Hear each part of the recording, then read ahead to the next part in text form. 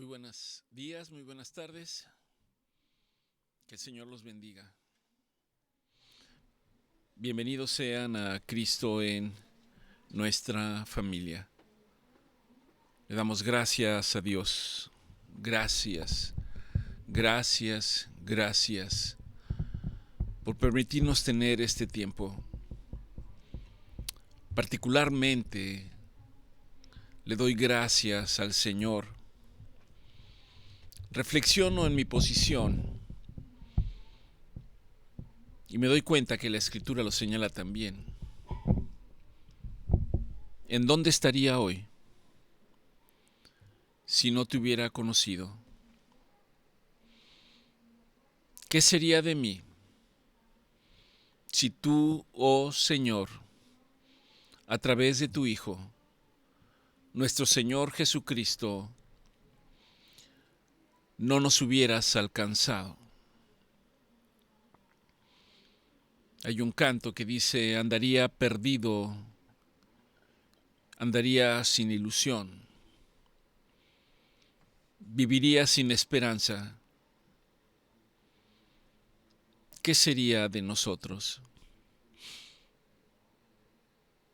Los invito a reflexionar. No sé, para ustedes, para mí es muy significativo, porque definitivamente, con mucha frecuencia, Dios me lleva al punto para saber que personalmente en mi vida hubo un antes y hubo un después.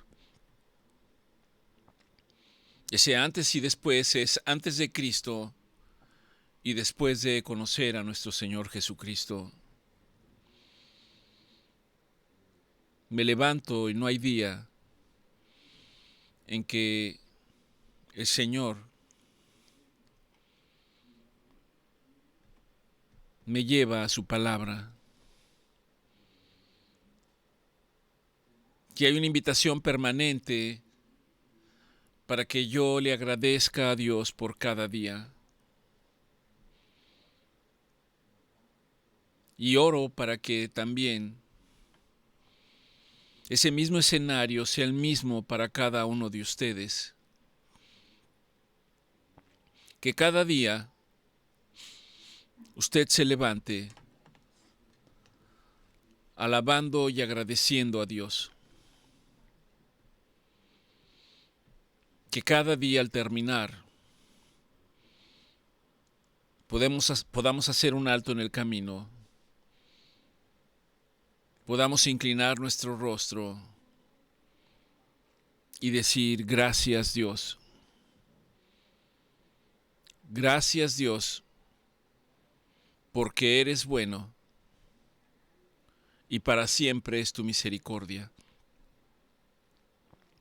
Gracias Dios por rescatarnos. Y Dios nos llama para mostrarnos agradecidos en todo tiempo, en todo y por todo. ¿Qué es todo? Lo es todo, independientemente de la circunstancia para cada uno de nosotros. Gracias Dios, gracias Dios, gracias. Y eso es en cuanto a mi posición humana. Agradecer por las bendiciones de Dios, agradecer por su fidelidad. Y quizás, es probable, solo quizás, no considere yo todavía lo que está por venir. Puedes prender ahí. Las promesas de Dios. Vemos solamente una parte de lo que Dios ha hecho en nuestras vidas.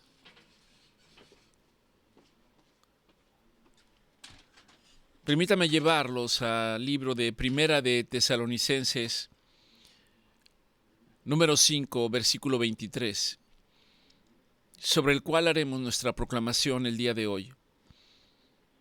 Primera de Tesalonicenses 5, 23 y 24, que dice: y el mismo Dios de paz Dios es un Dios de paz. Nuestro Señor Jesucristo nos exhortó y nos dijo: mi paz os dejo, mi paz os doy. No como el mundo se las da. No como ustedes piensan que es la paz y la tranquilidad en sus vidas. No como cuando pensamos simplemente que quisiéramos detenernos y que todo en nuestras vidas, humanamente hablando, fuera color de rosa. La palabra del Señor dice que en el mundo tendríamos aflicciones. Pero la promesa es que nuestro Señor Jesucristo dijo que estaría con nosotros hasta el fin de los siglos.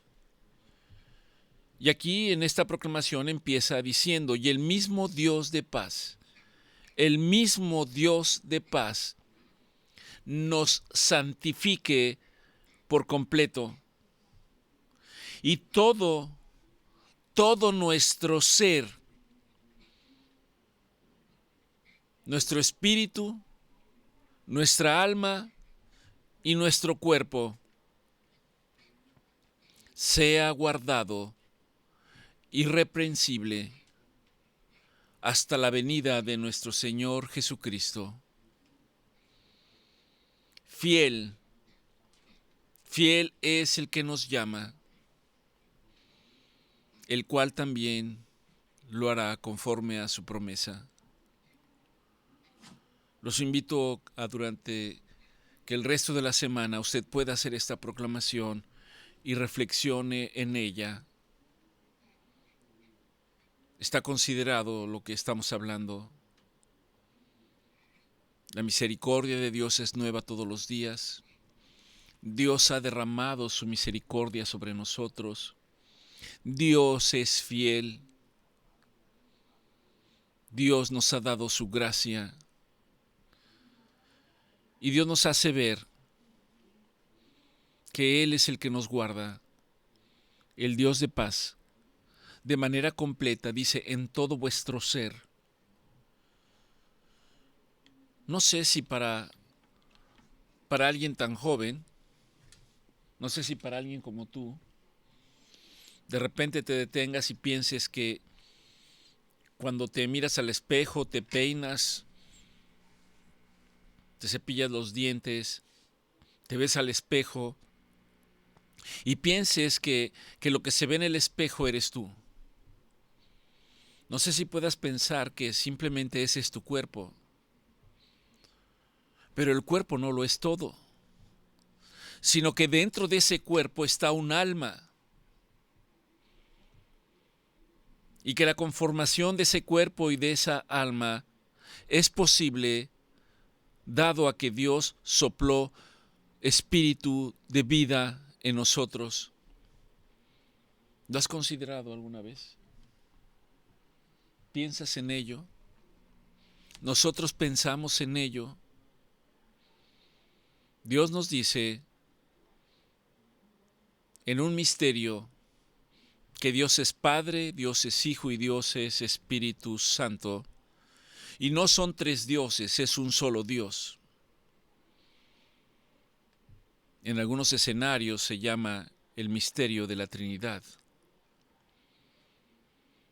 En eso es que somos a imagen y semejanza de Dios. Cuando yo no comprendía y entendía y escuchaba que somos hechos a imagen y semejanza de Dios, pensaba que Dios es como nosotros. Y hoy sé que estaba profundamente equivocado. ¿Cómo humanamente puedo pensar que Dios físicamente es parecido, igual o similar a nosotros? No es posible. Dios habla de que hay una invitación para que nosotros seamos como Él en cuanto a justicia, en cuanto a moral, en cuanto a santidad. Entender que somos un cuerpo, un alma y un espíritu, debiese ayudar al ser humano para entender su posición y desarrollo en el día a día. Porque mi cuerpo demanda algunas cosas, mi alma demanda otras, y mi espíritu necesita la presencia de Dios, porque de otra manera se seca y se muere. El jueves pasado me permití compartirles que tuve necesidad de viajar a la Ciudad de México, debido a que el día 15 de abril uno de mis hermanos falleció y fue llamado delante de la presencia del Señor. Les comenté la semana pasada que su esposa, mi cuñada, me pidió que dirigiera algunas palabras para las personas que estaban presentes. Y he estado reflexionando en esta semana, no era un tema sencillo, pararse y hablar. Humanamente uno puede pararse y de acuerdo a los recursos que podamos tener o no, simplemente podemos hablar de características, de circunstancias, de situaciones, de tristeza, de alegría, de exhortaciones. Dios me hace comprender hoy que en cada momento hay una oportunidad para que Dios sea glorificado, para que Dios sea exaltado, para que Jesucristo sea reconocido. Porque la razón de nuestra vida, por si no lo hemos comprendido y no lo hemos entendido, es adorar a Dios. Y cuando decimos adorar, no solamente es una actitud. Esa adoración se refleja de muchas maneras. La principal es en obediencia a Dios. Se refleja en el hecho de no negarlo, no rechazarlo de nuestras vidas, sino que sea Él parte de nuestra vida constantemente. Ciertamente las personas que estaban reunidas en ese lugar, algunas yo no las conocía. Desconozco su manera de pensar, de actuar, en qué creen. Después me enteré que había por ahí alguien que es adorador de la Santa Muerte.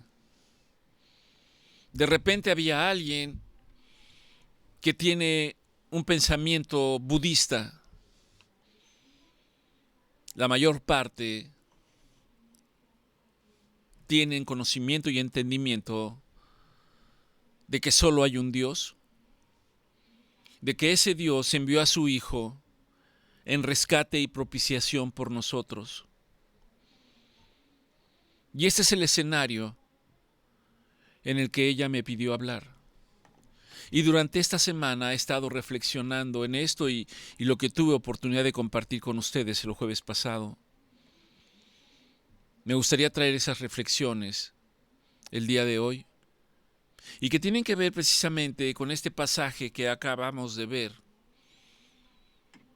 de que somos un cuerpo, somos un alma y somos un espíritu. Que tenía que ver con el hecho de que ahí donde estábamos presentes había un féretro en el cual estaba el cuerpo de mi hermano. Pero lo que le hacía hablar ya no estaba más.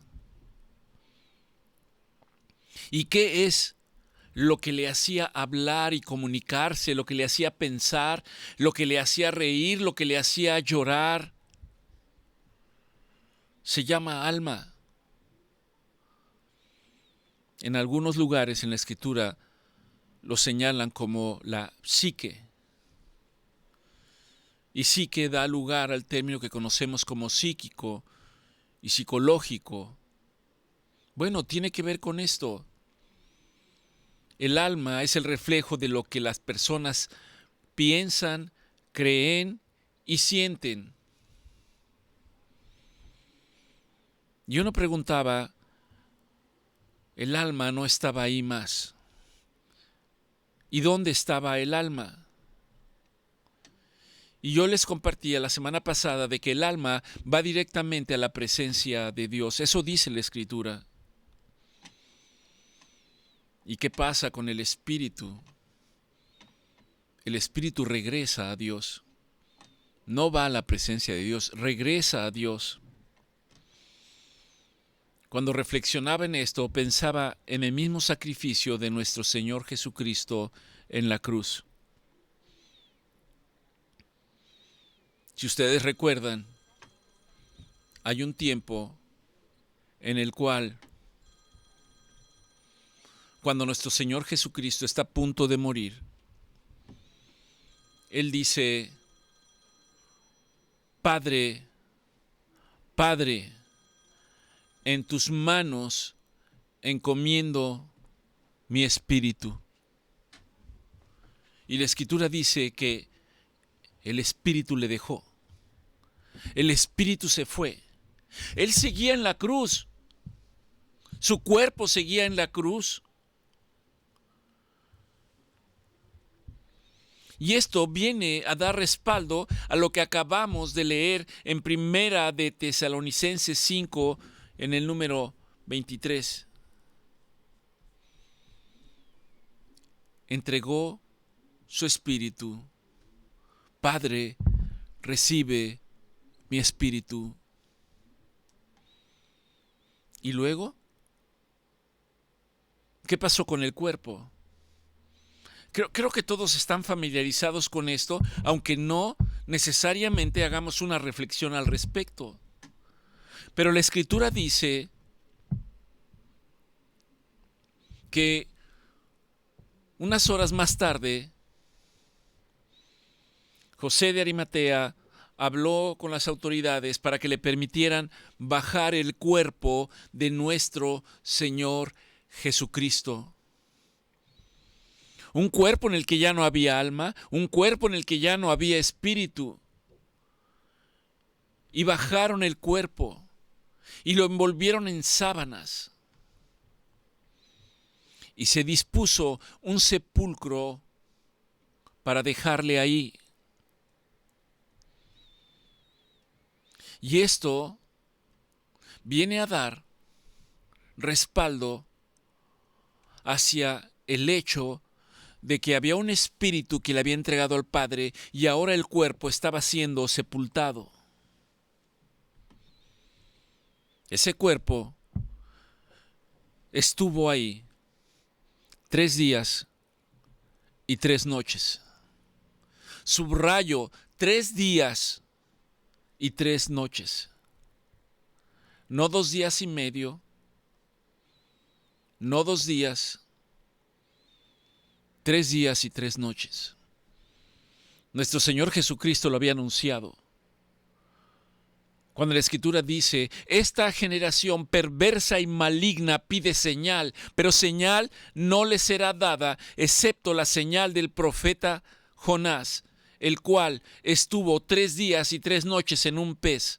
Así es necesario que esté el Hijo del Hombre. Y probablemente no comprendieron ni entendieron. Y Jesús estuvo 3 días y 3 noches. Esa era la señal. ¿Qué fue lo que entregó el Señor en la cruz? ¿Qué fue lo que entregó en la cruz? El Espíritu. ¿Qué fue lo que los hombres y las mujeres bajaron de la cruz? El cuerpo. Y ahora usted se preguntará, ¿y qué pasa con el alma? ¿Qué pasó con el alma de nuestro Señor Jesucristo? No solo en el hecho de pensar que hubo un momento en donde nuestro Señor Jesucristo resucitó. ¿Y qué significa resucitar? ¿Tú podrías ayudarme un poco, Víctor, y decirme qué significa resucitar?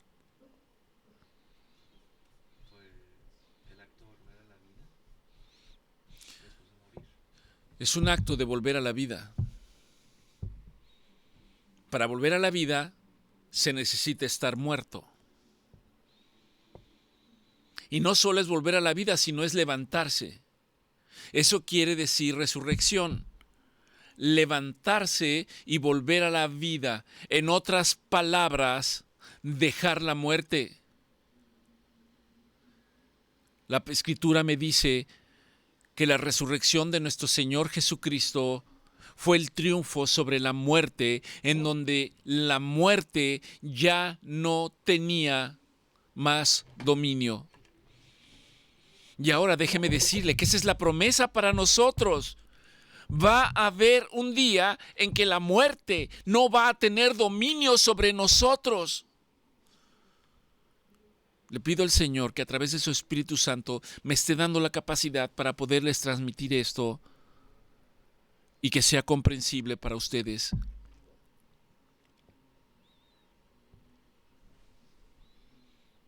Resurrección es levantarse una vez que habíamos sido sepultados y volver a la vida, triunfar sobre la muerte. Eso quiere decir resurrección. Salir de la muerte, salir de la tumba.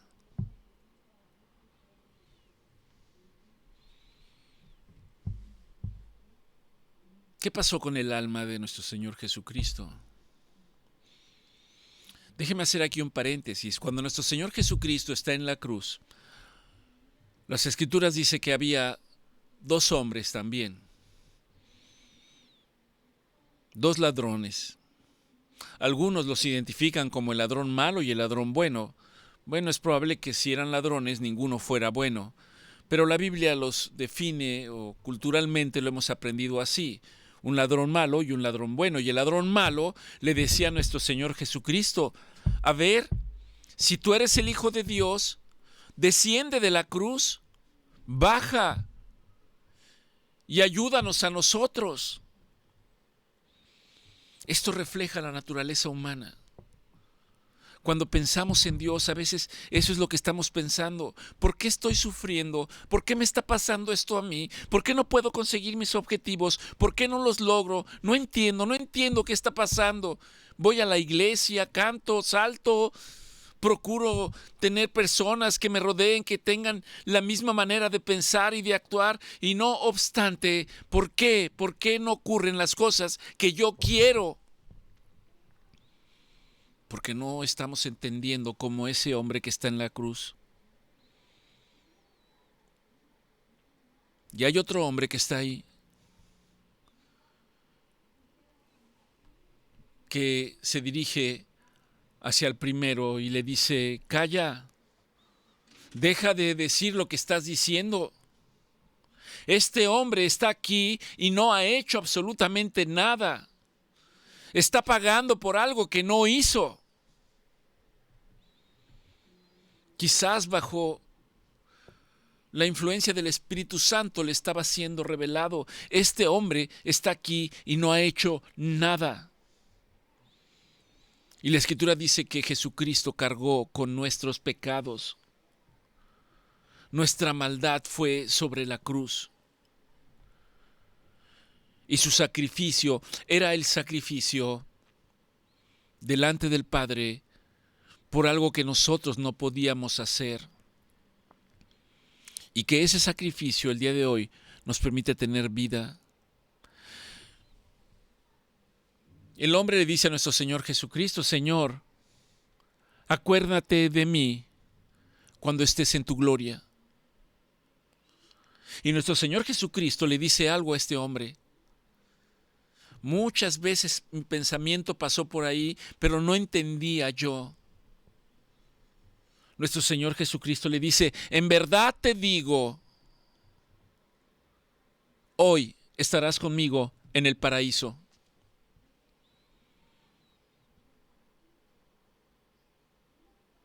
En verdad te digo, hoy estarás conmigo en el paraíso. ¿Por qué está diciéndole esto nuestro Señor Jesucristo a este hombre que minutos más tarde también estaba muriendo físicamente? Que también iba a entregar el espíritu y que su alma saldría de él. El alma de nuestro Señor Jesucristo descendió a las profundidades de lo que en la Biblia se conoce como el Seol o el Hades. El Seol o el Hades, que era el lugar en el que se consideraba que iban los que morían. Ahora, no iban los que morían, iban sus almas. Recuerde que estamos hablando del alma. El cuerpo se quedaba aquí en la tierra. Era enterrado y se descomponía. Porque ciertamente tenemos un cuerpo corruptible que se va a corromper. Dice el Salmo 16 en el versículo 8. Se alegró, por tanto, mi corazón y se gozó mi alma. Mi carne también reposará confiadamente, porque no dejarás mi alma en el Seol. No dejarás mi alma en el Seol, ni permitirás que tu santo vea corrupción. Es un salmo, lo escribió un hombre, pero este hombre lo escribió bajo la inspiración del Espíritu de Dios. Y lo que está escribiendo, yo no sé si este hombre que escribió este salmo entendía lo que estaba escribiendo. Se alegró mi corazón y mi alma.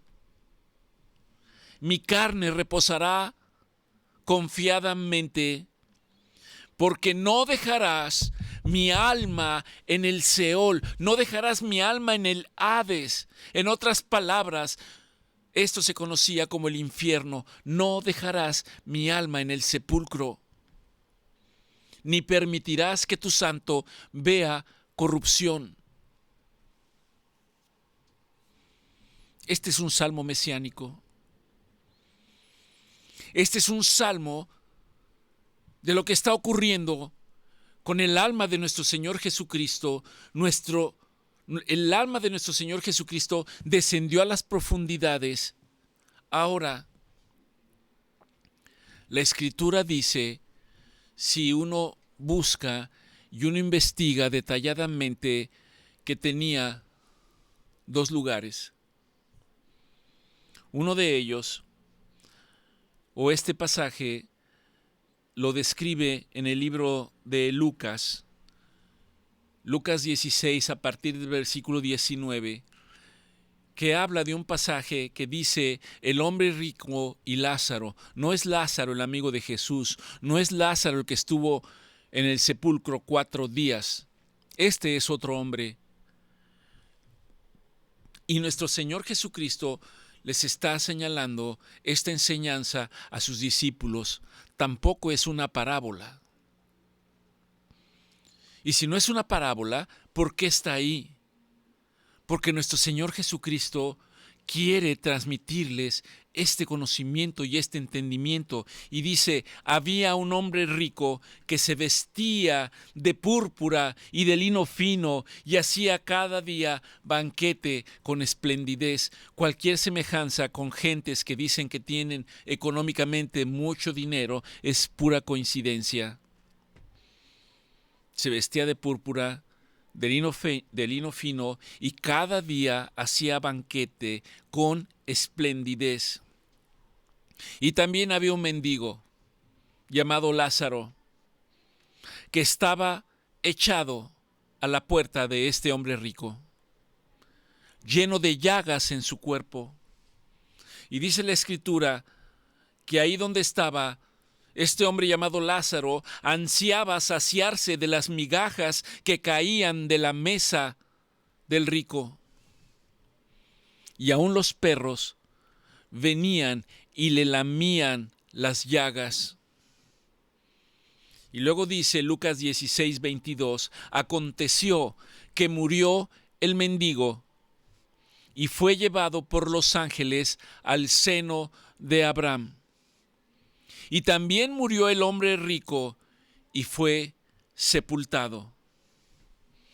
Y continúa diciendo Lucas 16:23, y aquí está, y en el Hades, el hombre rico alzó sus ojos estando en tormento.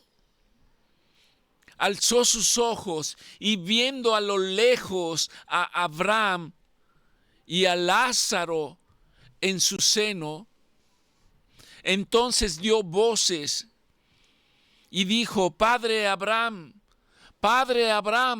ten misericordia de mí y envía a Lázaro para que moje la punta de su dedo en agua y refresque mi lengua, porque estoy atormentado en esta llama.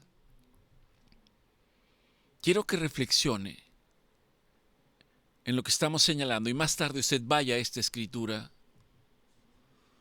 Era un lugar de tormento. Era un lugar de tormento en el que se encontraba el hombre rico. Estos personajes estaban en el Hades. Estos personajes estaban en el Seol, pero este se dividía en dos. Una parte que se llamaba el seno de Abraham y la otra, me parece que el término es Gehenna, que es propiamente el lugar de tormento. Y continuó diciendo el hombre rico: manda a Lázaro para que moje la punta de su dedo en agua y refresque mi boca, mi lengua. Y Abraham le dijo: Hijo, acuérdate que recibiste tus bienes en vida y que Lázaro recibió males. Pero ahora Lázaro está siendo consolado aquí y tú estás siendo atormentado. Además de todo esto, hay algo que nos separa. La Biblia dice: una gran sima está puesta entre nosotros y vosotros. De manera que los que quieren pasar de aquí hacia vosotros no pueden, ni de allá pasar para acá tampoco. Entonces, el hombre rico le dijo a Abraham: Te ruego pues, Padre, que le envíes a la casa de mi padre. Envía a Lázaro a la casa de mi padre, porque tengo 5 hermanos, para que vaya y les testifique de este lugar, a fin de que no vengan ellos también a este lugar de tormento. Abraham le dijo: a Moisés y a los profetas tienen. Para nosotros hoy sería a los hombres de Dios, a los hombres verdaderamente temerosos de Dios tienen. Escúchenlos a ellos, escúchenlos. Y el hombre rico le dijo: no, padre Abraham, porque si alguno fuera de este lugar de entre los muertos, entonces se arrepentirán, entonces van a creer Y Abraham le dijo: pero si no escuchan a Moisés y a los profetas, tampoco se van a persuadir, aunque alguno se levantare de los muertos. Este pasaje lo estoy citando básicamente para señalar que en el Hades y en el Seol había una separación, había un lugar que estaba separado. Un lugar se conocía como el seno de Abraham y el otro era propiamente el lugar de tormento. Y no se podía pasar de un lugar a otro. Este seno de Abraham también se conoce en la Escritura como el paraíso. Por eso es que nuestro Señor Jesucristo le dice al ladrón: en verdad te digo, hoy estarás conmigo en el paraíso. Quiero decirles que cuando yo escuchaba esa escritura, yo pensaba que cuando decía paraíso era en el cielo, que le estaba hablando del cielo. Y en muchos lugares se piensa esto, pero no es así. Estaba hablando de este lugar, en el Hades, en el Seol. Estaba hablando del seno de Abraham. Ahora, en este lugar, en el Hades, había un lugar para los justos y un lugar para los injustos. ¿Quiénes eran los injustos? Si es una pregunta que te la hago a ti, ¿podrías saber quiénes son los injustos? Creo que el examen está muy duro, ¿verdad? Los injustos son los que no quisieron saber nada de Dios. Son aquellos que dicen: Dios, estoy muy contento con mi vida. Ahorita no, Señor. Ahorita no, estoy tan feliz viviendo mi vida. Y el acercarme a ti, pues se va a complicar. Voy a tener que hacer cosas que en mi carne no quiero. Aquellos que conocen y rechazan a Dios se vuelven injustos delante de Dios. Aquellos que ignoran la voluntad de Dios, aquellos que no se sujetan a los mandamientos de Dios, aquellos que hacen su propia voluntad, que va en contra de la voluntad de Dios, esos son los injustos. ¿Y quiénes eran los justos? Aquellos que morían con la esperanza de la promesa de que un día vendría el Mesías y los rescataría. Y es aquí a donde el alma de nuestro Señor Jesucristo desciende al seno de Abraham. Y al tercer día, lo que la Escritura da a entender es que nuestro Señor Jesucristo se trajo a todos los justos. La Escritura dice que cuando nuestro Señor Jesucristo murió, la tierra tembló, las piedras se partieron, y que muchos que habían muerto se aparecieron a sus familiares. Nuestro Señor Jesucristo resucitó al tercer día. Nuestro Señor Jesucristo al tercer día se levantó. Nuestro Señor Jesucristo al tercer día se levantó de la muerte, triunfó sobre la muerte. Y ese es para nosotros el mensaje. Él es el primero de la resurrección. Y luego nuestro Señor Jesucristo dice que el que cree en Él, aunque esté muerto, vivirá. Aunque esté muerto, vivirá. En otras palabras, también vencerá la muerte, también se levantará del sepulcro de donde esté, será levantado. Al tercer día, la Escritura dice que fueron las mujeres al sepulcro, pero no encontraron a Jesús. En algunos pasajes dicen que fueron las mujeres y dijeron: Señor, ¿dónde te has llevado a mi Señor? Jesús había resucitado. El Señor le había dado un cuerpo glorificado. Su mismo cuerpo, ese mismo cuerpo que había sido levantado y sobre el cual habían clavado habían puesto los clavos en sus manos y en sus pies, era el Señor Jesucristo. Traía orificios en sus manos y en sus pies. Más adelante dice la Escritura que Tomás dijo: si yo no metiera mi dedo en los orificios de sus manos y de sus pies, no creeré que es Él. Y nuestro Señor Jesucristo le dijo: ven, Tomás, y mete tu dedo y ve que yo mismo soy. En otras palabras, era el cuerpo de nuestro Señor Jesucristo. Y esto es algo tremendo en lo que he estado reflexionando en estos días, y que la Escritura da apoyo para esto. Nosotros vamos a resucitar en nuestros propios cuerpos. No será el mismo cuerpo de la misma naturaleza humana, de la misma naturaleza de corrupción. Será un cuerpo glorificado.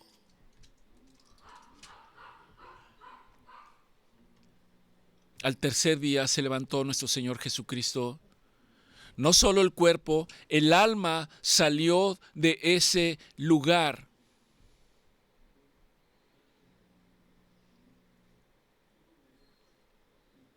Y anduvo con sus discípulos durante 40 días más.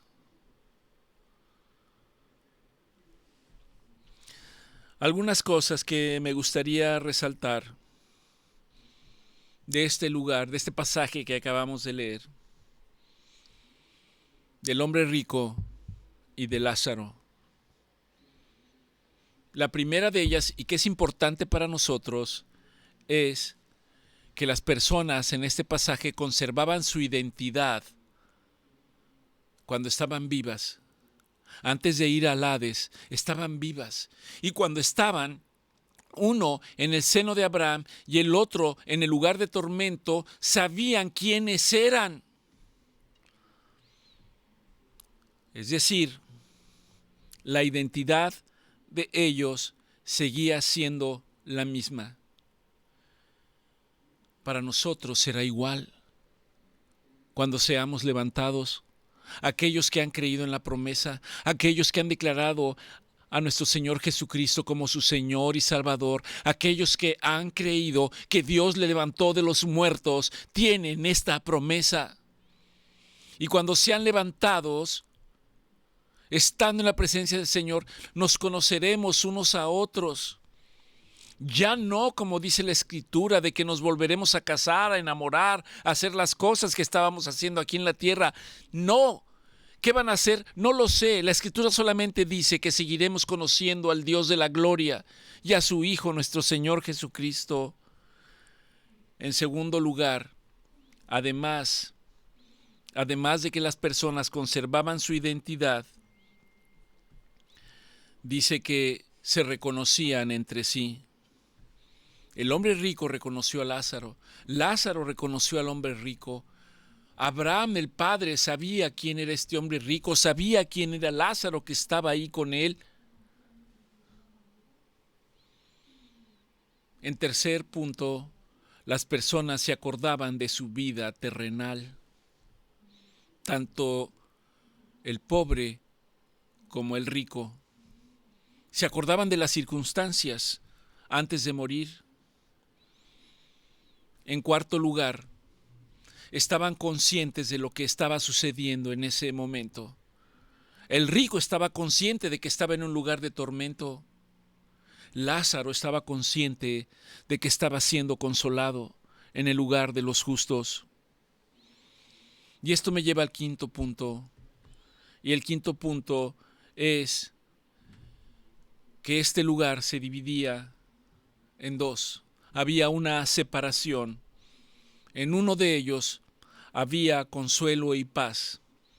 En el otro había tormento.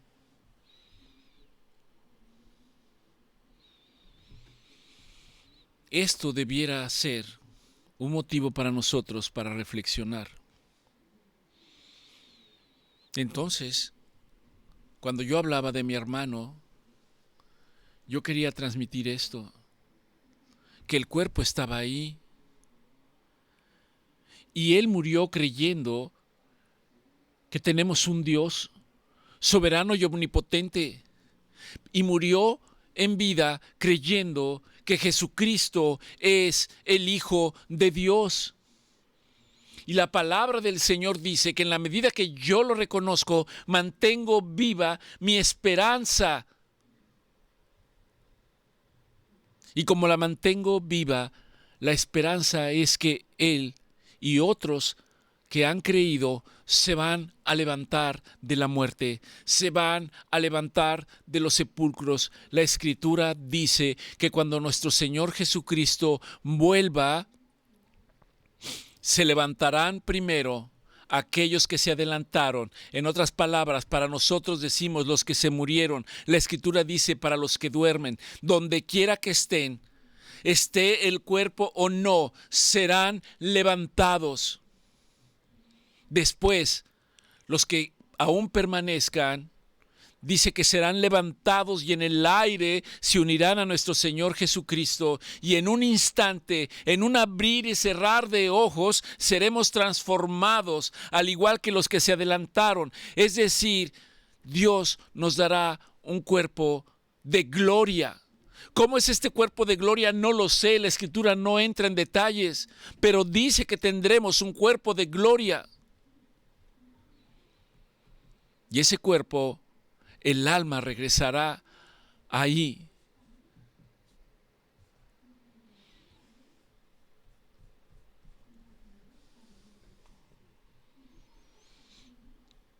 Creo que es importante entender esto. Creo que es importante para mantener nuestra expectativa viva de que esto es real. No sé, y yo le pido al Señor que a través de su Espíritu Santo a usted le genere esta expectativa de lo que va a pasar. Y esto me ha permitido estar con algunos pacientes que están en situación muy crítica para llevarles este mensaje, para decirles que si creen que Jesucristo es el Señor, el Rey de Reyes, ellos van a ser levantados de la misma muerte. Y la Escritura dice que entonces uno podrá decir, ¿dónde está, muerte, tu victoria? ¿Dónde está, sepulcro, tu aguijón? No habrá más. Hay una promesa de vida eterna, no porque seamos justos, sino porque nuestro Señor Jesucristo nos justificó delante del Padre en algo que nosotros no podíamos hacer por nosotros mismos, en nuestra propia fuerza. Él lo hizo por nosotros. Y lo hizo sabiendo que nosotros no podemos. Pero lo que sí podemos hacer es el día de hoy presentarme delante del Señor y decirle, Señor, perdóname porque no he creído en tus promesas. Perdóname porque no te he buscado. Perdóname porque no he ido en conocimiento para conocerte más y más y más. Perdóname porque he negado a tu Hijo como nuestro Señor y Salvador. Perdóname porque no he entendido que Él ha imputado nuestra justicia, una justicia que nosotros mismos no podíamos llevar a cabo, pero Él lo hizo por nosotros y eso nos hace justos delante de Dios. Y al hacer justos delante de Dios, el Señor tiene promesas para estar en la vida eterna con Él, en donde Él será nuestro Dios y Él mismo será nuestro pastor. Él mismo nos va a consolar, en donde hay promesas tras promesas, en donde dice que ya no habrá más dolor, ya no habrá más angustia, ya no habrá más enfermedad, porque las cosas viejas pasaron y todas serán hechas nuevas.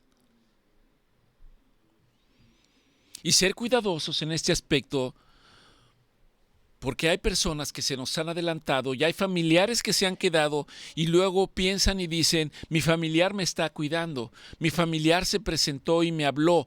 Por favor, tenga cuidado porque esto es un engaño. Total y absoluto engaño de quien no está con Dios, que el Señor lo reprenda.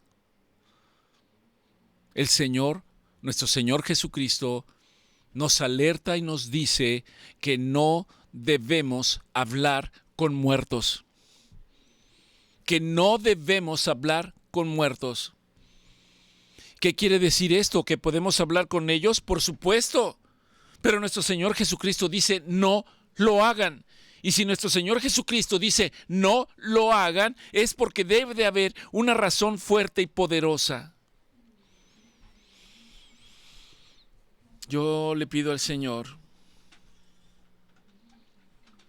que me haya permitido transmitirles el mensaje, que nuestro Señor Jesucristo llevó cautiva a la cautividad, como dice la Escritura, que presentó esta ofrenda delante del Padre, que esta cautividad fue llevada delante del Padre y fueron ofrecidos como ofrenda agradable para el Señor. Nuestro Señor Jesucristo es el primero entre los muertos. La promesa es que nosotros también resucitaremos. La Escritura nos anima para creer, para no dudar, para esforzarnos, para mantenernos. Somos ciudadanos del cielo en la medida que hemos reconocido a nuestro Señor Jesucristo como Señor y Salvador. Somos ciudadanos del cielo porque la palabra de Dios dice que cuando hemos reconocido al Hijo, hemos sido sellados por el Espíritu Santo. Y eso mantiene viva nuestra esperanza bendita de vida eterna. Si alguno de ustedes necesita que profundicemos en esto, saben que pueden contactarnos. Le damos gracias al Señor por este tiempo. Le damos gracias al Señor por revelarnos su palabra, por mostrarnos su verdad. Le damos gracias al Señor porque aún en medio de las dificultades, aún en medio de la tristeza, aún en medio del dolor, aún en medio de la angustia, nuestra esperanza se mantiene viva porque sabemos que Él estará con nosotros. En la angustia estaré yo con Él, como la promesa que le dio el Padre a Él cuando estaba en esta misma posición, entregando su vida. Que el Señor los bendiga enormemente y si Dios lo permite, nos vemos la próxima semana. Bendiciones.